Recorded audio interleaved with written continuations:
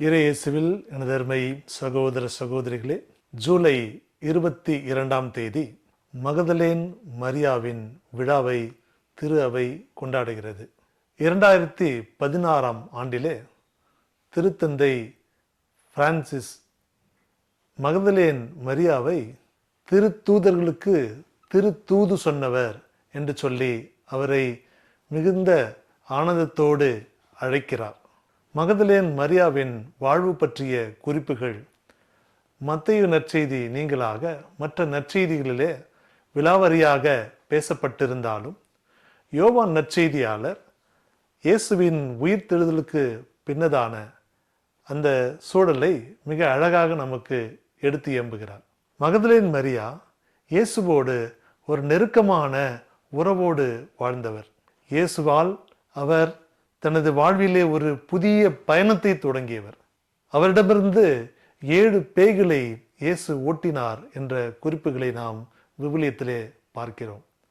இயேசுவை மிகுந்த அன்போடு பற்றி கொண்டிருந்த அவர் இயேசு இறந்த பின்னதாக அவரை சந்திக்க கல்லறைக்கு செல்லுகிறார்.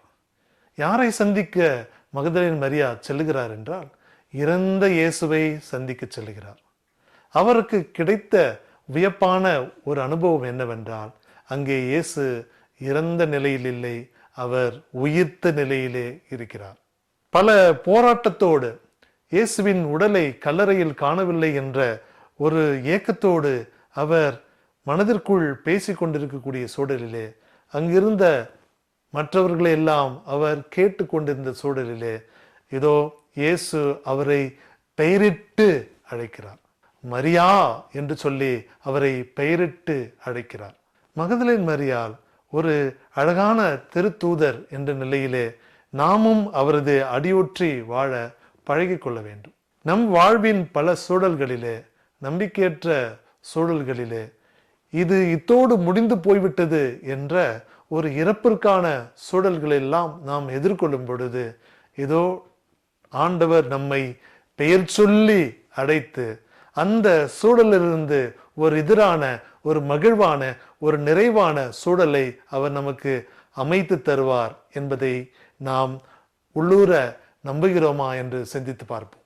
புனித மகதலேன் மரியா இயேசுவோடு மிக நெருக்கமான உறவிலே இருந்தார் என்பதை அவரது அந்த உயிர்ப்பின் செய்திகள், அவரது உயிர்ப்போடு தொடர்புடைய செய்திகள் நமக்கு எடுத்து எம்புகின்றன. அவர் நம்பிக்கையற்ற நிலையில் கல்லறைக்கு சென்றாலும் புதிய நம்பிக்கையோடும் புதிய பணியோடும் அவர் திரும்புகிறார். இயேசுவின் உயிர்த்தெழுதலுக்கு முதல் சாட்சி அவர். இயேசுவின் உயிர்த்தெழுதலின் திருத்தூதர் அவர் என்றே நாம் சொல்லலாம்.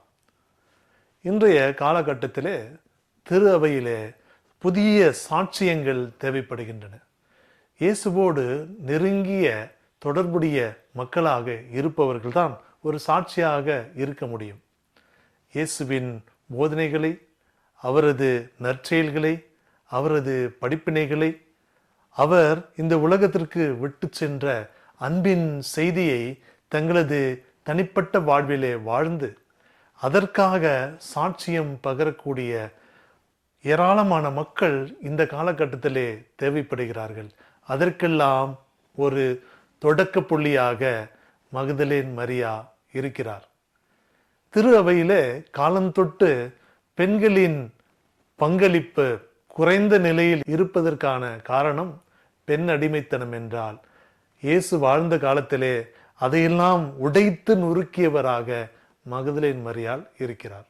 இயேசுவின் அன்போடு தன்னை இணைத்துக் கொள்ளும் பொழுது, அவர் எங்கு சென்றாலும் அவரோடு நான் செல்வேன், அவரது போதனைகளை கேட்க அவரது காலடியிலே அமர்ந்து நான் அவரது வார்த்தைகளை கேட்பேன், அவரது இறப்பிலும் கூட அவரது உடலுக்கு நான் வாசனை திரவியங்களை எடுத்து சென்று அவரது உடலை நான் பேணி காப்பேன், முடிந்தால் அவரது உடலையும் கூட நான் எடுத்து செல்வேன் என்று சொல்லி இயேசுவோடு மிக நெருக்கமான அன்போடும் தொடர்போடும் வாழ்ந்த மகதலேன் மரியா ஒரு உயிர்த்தெழுதலின் சாட்சியாக மாறுவது என்பது இன்றைய காலகட்டத்திலே திரு அவையில் பெண்களுக்கான பங்கேற்பை உறுதி செய்யக்கூடிய ஒரு சீடத்தியாக அவர் இருக்கிறார், ஒரு திருத்தூதராக அவர் இருக்கிறார்.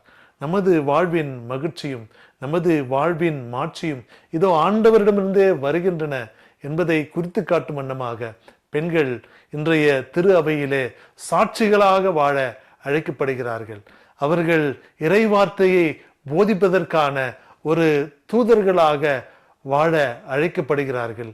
அவர்கள் விவிலியத்தின் ஆண்டவர் நமக்கு தந்த நற்செய்தியை எடுத்து இயம்பக்கூடிய, அதற்காக தங்களது வாழ்வையும் துணிந்து தரக்கூடிய ஒரு கூட்டமாக அவர்கள் இருக்க வேண்டும் என்பது தனிப்பட்ட நிலையிலே அவர்களை நாம் ஒதுக்கி வைத்து பார்ப்பதை தவிர்த்துவிட்டு, மாறாக அவர்களும் இந்த திரு அவையின் முக்கிய பங்காளிகள் என்பதை இன்றைய நாளிலே நாம் நினைவு கூறுவோம்.